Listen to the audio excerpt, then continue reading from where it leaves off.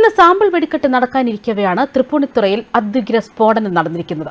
പടക്കപ്പുരയിലുണ്ടായ സ്ഫോടനത്തിൽ ഗുരുതരമായി പരിക്കേറ്റ രണ്ടുപേരിൽ ഒരാൾ മരണപ്പെട്ടു. തൃപ്പൂണിത്തുറ പടക്കപ്പുരയിലുണ്ടായ സ്ഫോടനത്തിന്റെ കൂടുതൽ വിവരങ്ങൾ പുറത്തുവരികയാണ്.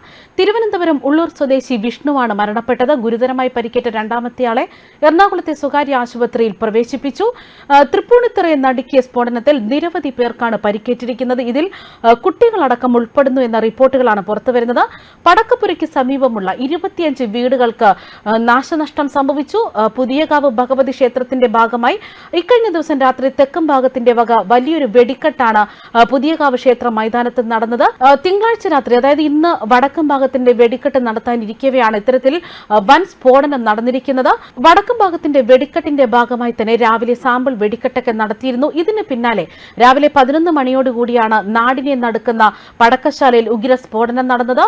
തുടർന്ന് ഒരാൾ മരണപ്പെടുകയും ചെയ്തിരുന്നു. സംഭവത്തിൽ 16 പേരെയാണ് ആശുപത്രിയിൽ പ്രവേശിപ്പിച്ചിരിക്കുന്നത്. ഗുരുതരമായി പരിക്കേറ്റ വിഷ്ണുവിനെ ആശുപത്രിയിൽ എത്തിച്ചെങ്കിലും മരണം സംഭവിക്കുകയായിരുന്നു. അതേസമയം ഈ സ്ഫോടനം നടന്ന പടക്ക ശേഖരണശാല പ്രവർത്തിച്ചിരുന്നത് അനുമതിയില്ലാതെ എന്നാണ് അഗ്നിരക്ഷാസേന അറിയിക്കുന്നത്. വീടുകൾ തിങ്ങി നിറഞ്ഞ സ്ഥലത്താണ് സ്ഫോടനം നടന്നിരിക്കുന്നത്. ഇത്തരം മേഖലകളിൽ പടക്കക്കടയോ അല്ലെങ്കിൽ പടക്ക നിർമ്മാണശാലകളോ പടക്ക ശേഖരണശാലകളോ ഒന്നും പ്രവർത്തിക്കാൻ പാടില്ല എന്നൊരു നിയമമുണ്ടെന്നാണ് Tripunithura fire and rescue assistant station officer പറയുന്നത്.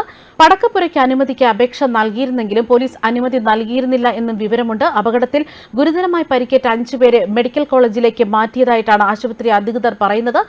മറ്റുള്ളവരെ എറണാകുളം ജനറൽ ആശുപത്രി, കളമശ്ശേരി മെഡിക്കൽ കോളേജ് എന്നിവിടങ്ങളിലേക്ക് മാറ്റിയിരുന്നു. ഇന്ന് രാവിലെ പുതിയകാവ് ചൂരക്കാട് ഭാഗത്താണ് സ്ഫോടക വസ്തുക്കൾ ശേഖരിച്ചു വെച്ചിരുന്ന സ്ഥലത്ത് വൻ സ്ഫോടനം നടന്നത്. സ്ഫോടന വസ്തുക്കൾ വാഹനത്തിൽ നിന്ന് പടക്കപ്പുരയിലേക്ക് എടുത്തു വെക്കുന്നതിനിടെയാണ് സ്ഫോടനം നടന്നത്. പടക്കപ്പുരയിൽ ഉണ്ടായിരുന്നവർക്കും സ്ഫോടക വസ്തുക്കൾ ഇറക്കാൻ സഹായിച്ചവർക്കുമാണ് പരിക്കേറ്റത്.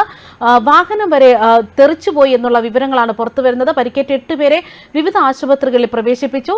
സ്ഫോടനം നടന്ന സ്ഥലത്ത് നിന്ന് 400 മീറ്റർ ദൂരം വരെ സ്ഫോടക വസ്തുക്കൾ തെറിച്ചു വീണു. സ്ഫോടക വസ്തുക്കൾ തെറിച്ചു വീണാണ് ചുറ്റുമുള്ള വീടുകളിൽ പോലും വൻ നാശനഷ്ടം സംഭവിച്ചിരിക്കുന്നത്. വീടുകളിൽ ചില്ലുകൾ തകരുന്ന സ്ഥിതിയുണ്ടായി. ചില്ല് തെറിച്ചു വീണ് വീടുകളിൽ ഉണ്ടായിരുന്നവർക്കും ഗുരുതരമായ പരിക്കേറ്റു. സ്ഫോടനം നടന്ന സ്ഥലത്തിന് ചുറ്റും ജനവാസ കേന്ദ്രമാണ്. കൂടാതെ തൊട്ടടുത്തുള്ള കടകളിലും റോഡുകളിലുമെല്ലാം നിരവധി ആളുകൾ ഉണ്ടായിരുന്ന സമയത്ത് തന്നെയാണ് വൻ സ്ഫോടനം നടന്നിരിക്കുന്നത്. സ്ഫോടനം നടന്നതിന് പിന്നാലെ ഉണ്ടായ പ്രകമ്പനം നാട്ടുകാരെ പോലും ഭീതിയിലാഴ്ത്തിയിരുന്നു. ന്യൂസ് ഡെസ്ക് കർമ്മ ന്യൂസ്.